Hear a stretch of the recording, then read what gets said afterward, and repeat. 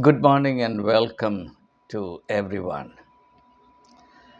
Several among you, in fact, a large number among you, have been eagerly and somewhat impatiently waiting for Gandhi's response to the question that Will Durant, the American author, circulated to a group of 100 leading thinkers and intellectuals of the world in 1930.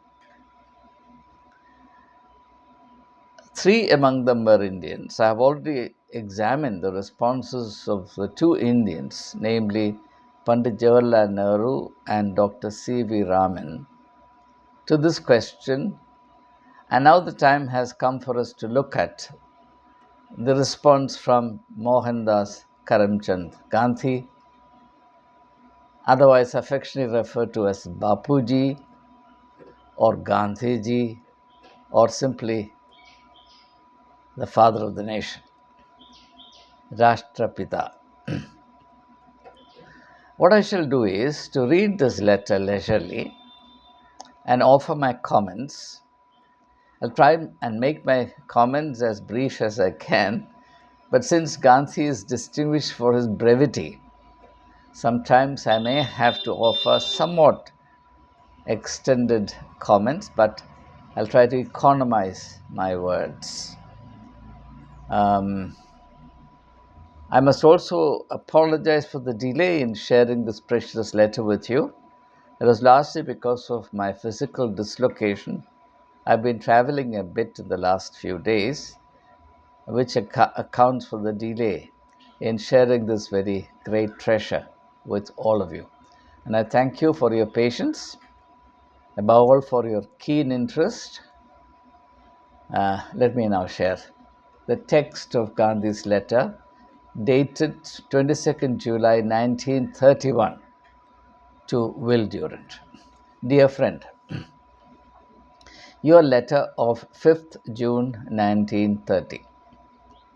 Now for your questions. 1. Life for me is real as I believe it to be a spark of the divine. For him, life is real because to him it is a spark of the divine. So, as far as Gandhi is concerned, the divine and the human almost merge into each other. Human life is a part of the divine life, and therefore it has to reflect the will of God in the way it is lived. And in saying so, Gandhi comes very close to the idea of Jesus, that the supreme blessedness of life upon earth is to harmonize our will with the will of God the Father, and that will is orientated to ensuring the well-being of the whole of creation. So now Gandhi's first statement is that life for him is real because he believes his life to be a spark of the divine, a spark of the divine. That's the first point. The second point he makes is religion is not, and this I request you to listen very carefully, attentively, because my own idea of religion comes very close to this. But of course, it is principally influenced by the idea of religion that Jesus Christ had. And I wouldn't be surprised if Gandhi's idea of religion is influenced more by Jesus' view of the world, Jesus' view of the human predicament, and therefore also Jesus' view of religion. Religion, not in the conventional, but in the broadest sense, helps me. In other words, he is saying that religion in the conventional sense does not help me. I have to here emphasize that religion in the conventional sense does not help anyone who undertakes any activity of significance. Because religion in the conventional sense is meant only to perpetuate the status quo and to maintain our life when it is lived without any great significance, scope, or purpose, mere existence. So, conventional religion is aligned with mere existence, whereas to Gandhi, religion must be aligned to not only life, but life which is vital, life which is impactful, and life must be impactful because our life is a spark of the divine. So, religion, not in the conventional sense, but in the broader sense, helps me to have a glimpse of the divine essence. So, in order to realize that our life is a spark of the divine, or our life is a divine spark, we must practice not the conventional religion, but religion in its broader sense. And that is what we often refer to as spirituality. Gandhi continues, this glimpse is impossible without full development of the moral sense. Now, this is extremely important. As far as Gandhi is concerned, as far as Immanuel Kant was concerned, as far as every profound thinker on religion is concerned, above all, as far as Jesus Christ is concerned, the true purpose of a religion is fulfilled only when it is practiced, religion is practiced in order to develop our moral sense. What has happened because of the shift of emphasis from morality to ritualism is that immorality and ritualistic fervor today coexist without any tension. So, those who are very pious, those who are very evangelistic, those who are very religious can be immoral, there is no problem, so long as they adhere very strictly or practice faithfully the ritualistic religion, the rites and practices of religion, as prescribed by the priestly class who are the experts in the ritualistic religion that is now gaining greater and greater influence. And the more ritualistic religion spreads, the more the human moral sense weakens and immorality takes hold of life. So, this glimpse, the glimpse of the truth that human life is a spark of the divine, is impossible without full development of the moral sense. Hence, religion and morality are for me synonymous terms. You remove morality from religion, then nothing is left. That's the second point that Gandhi makes. Now, the third point, he says, striving for full realization keeps me going. Now, this is important.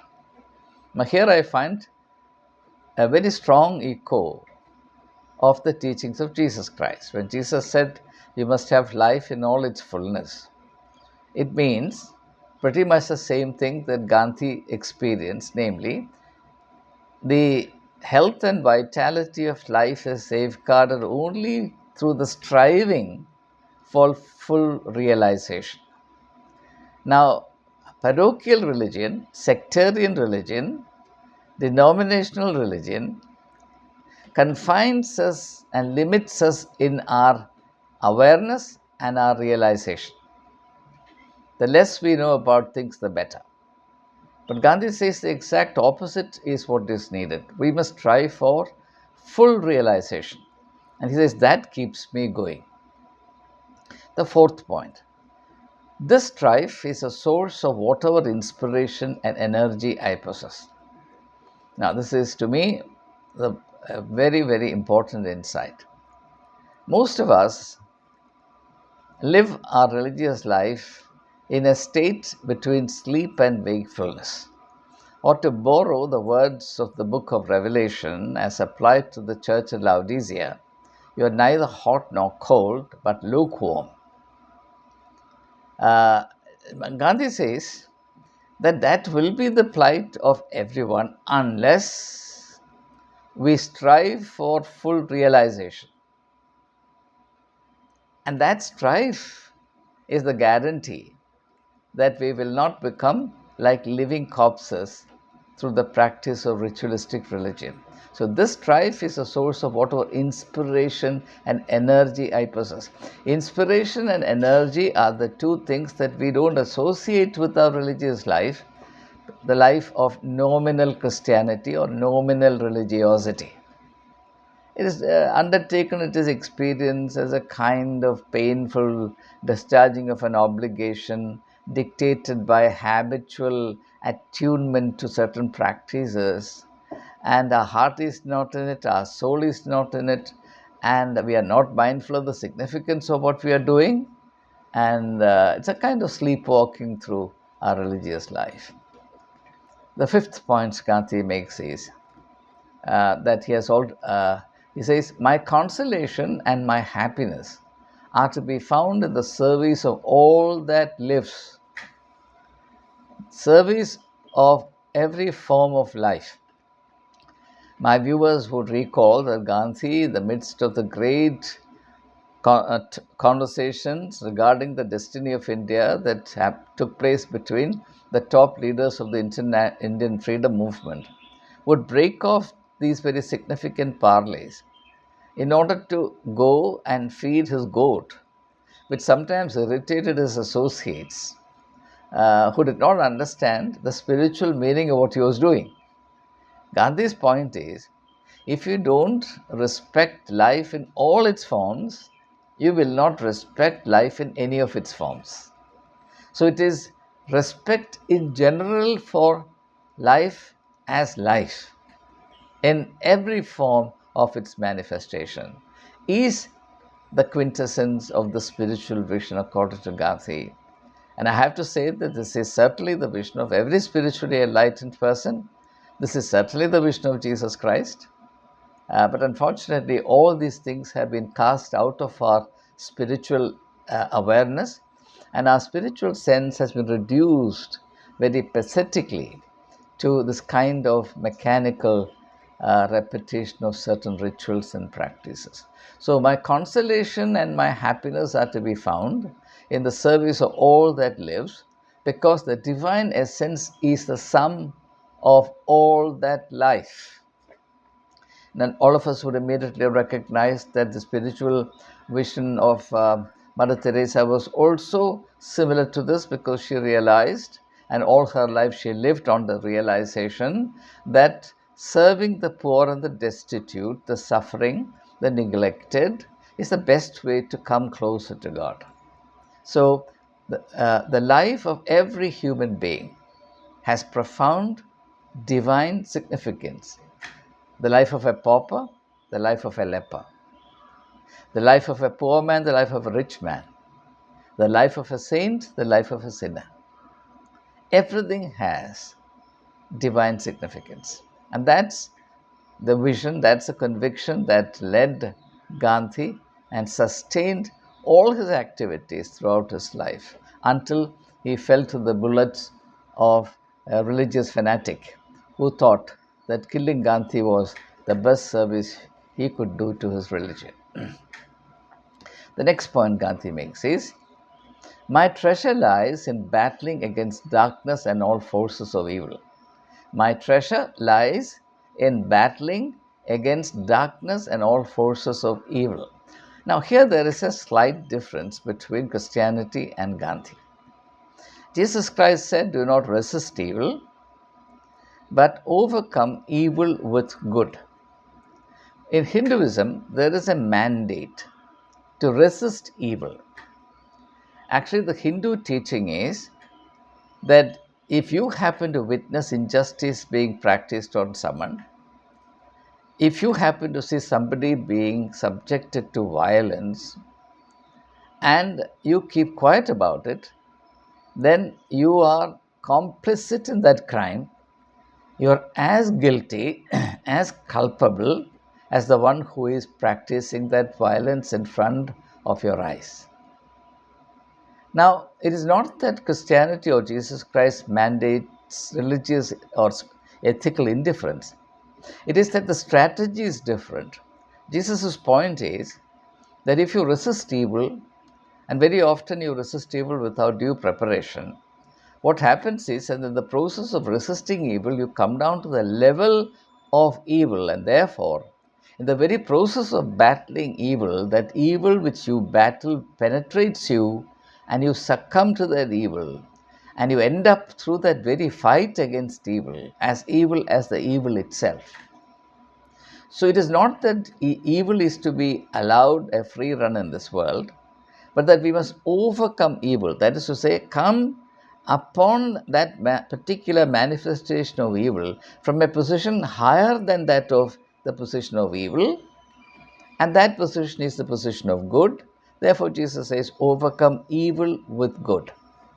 But some of my friends, my brothers and sisters in this YouTube channel, they think that my making references to the various manifestations of ethical corruption and degradation, particularly in the Christian community, church circles, is an obnoxious thing, because they don't want to be reminded of the fact. It's not that they want to battle it and overcome it from a higher position. It's that they just want an edited version of reality, and to be reminded of the fact that this is indeed the rotten state of affairs is also to be reminded of the fact that we are in a state of responsibility, and we have to do something about containing this eruption of evil. But in order to contain this volcanic eruption of evil, we must prepare ourselves, and maybe that's not an option for many, and therefore any reference to the reality as it exists in our midst disturbs people. But I have to say that I have to continue to remind people that this is the world in which we live, and this is what we have done to the way of Jesus Christ. Whether or not people like it, if they find it too traumatic, they are welcome to leave this fellowship and find a more comfortable habiliment or habitation elsewhere.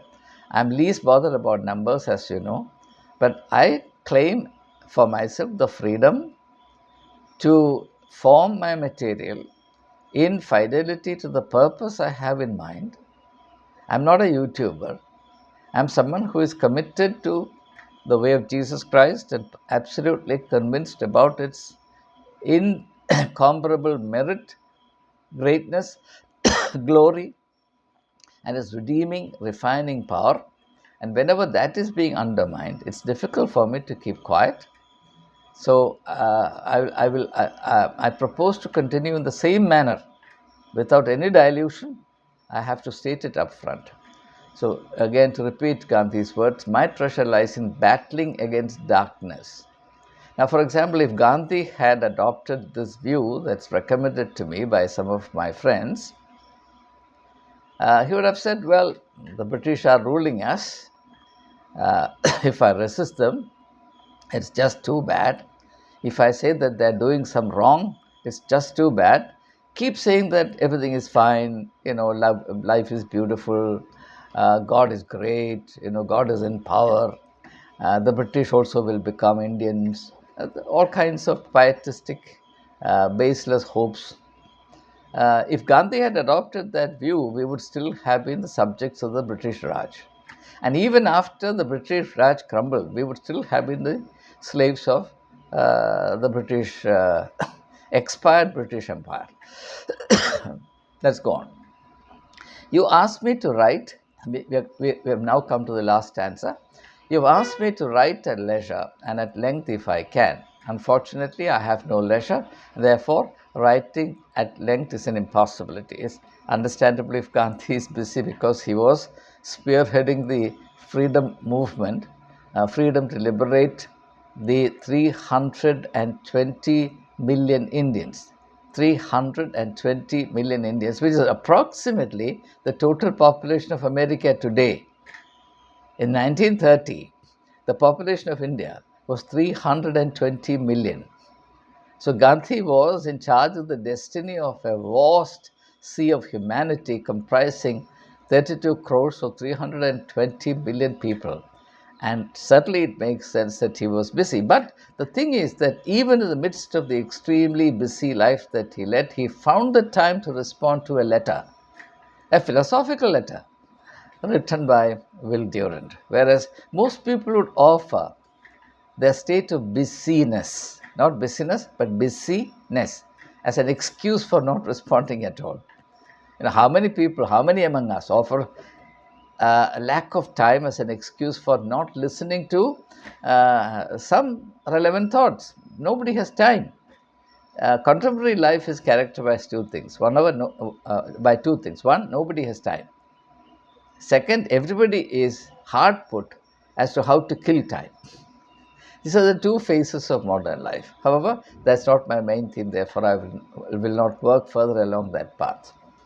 So, dear friends, though the letter is very small, it raises certain fundamental issues, issues that I particularly commend to my Christian viewers.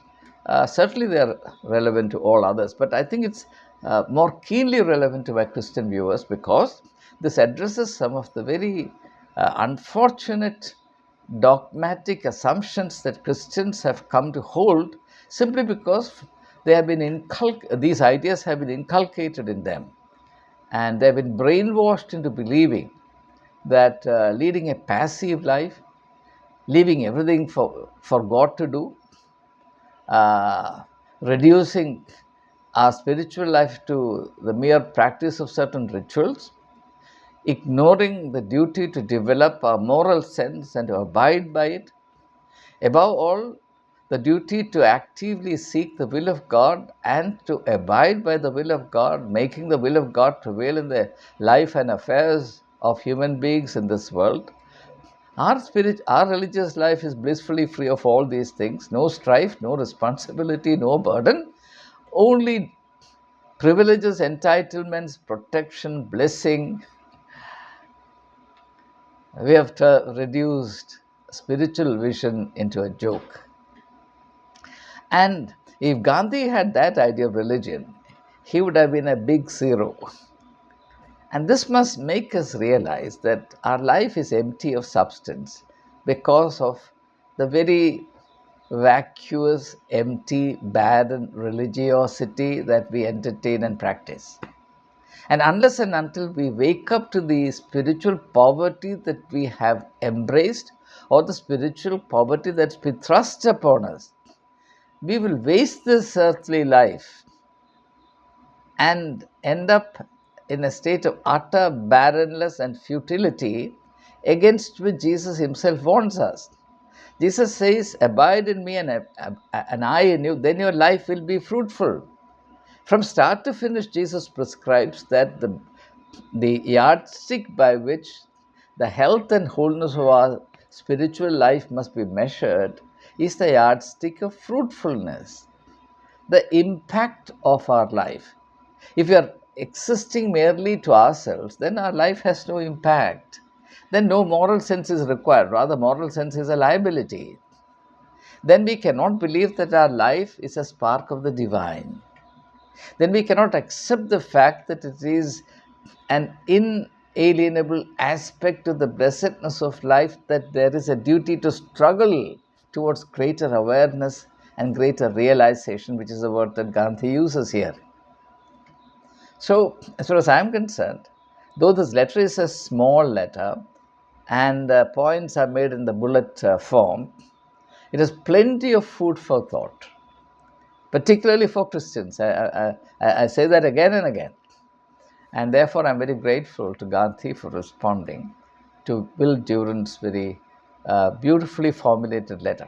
In the coming videos, I'll share with you the salient features or the main contents in the letter that Will Durant wrote, where he makes some very startling statements and revelations.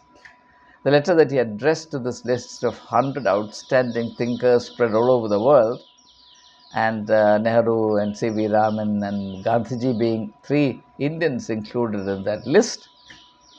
It's important that we get acquainted with the contents of that letter. After all, so far we have examined the responses to that letter. How can we ignore the original letter, which elicited these beautiful and meaningful responses? So, I once again thank everyone for their keen interest in this philosophical topic, the meaning of life. And I tell you today most emphatically, the beauty of your life depends very substantially, I would say entirely, on whether or not your life is meaningful.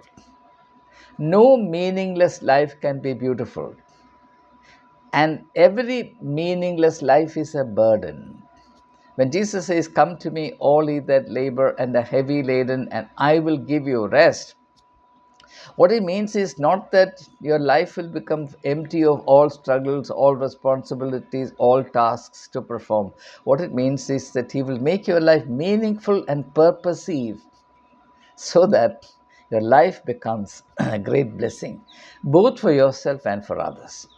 So, it's a great privilege to be in tune with, in alignment with these great minds that have gone on before us. And that's a blessing, that's an advantage, that's a benefit in reading a book like The Meaning of Life by Will Durant. So I take leave of you at the moment, but we shall continue our journey together, exploring more and more such thoughts, such precious insights. Thank you, and have a very meaningful and blessed day ahead. Bye.